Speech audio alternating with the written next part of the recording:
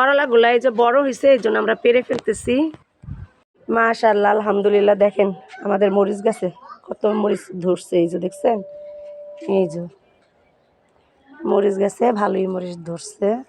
এখান থেকে টুকটা কিন্তু মরিচ নিয়েই রান্না করে খাওয়া যায় যখন ইচ্ছা তখন। আর এইখানে একটা মরিচ গাছ, এই যে আর একটা মরিচ গাছ দেখছেন, এই যে ফুলও আসছে, এটা তো মরিচ ধরবে। আর এই মরিচ গাছের সাথে আমাদের একটা করলা গাছ হয়েছে। মাশাআল্লাহ, দেখেন কত বড় বড় করলাগুলা ধরছে, দেখছেন, এই একটা, তারপরে এই একটা, এই যে একটা দেখছেন, এই যে দেখছেন এই একটা ছোট, তারপরে এইখানে আর একটা, তারপরে এই যে একটা।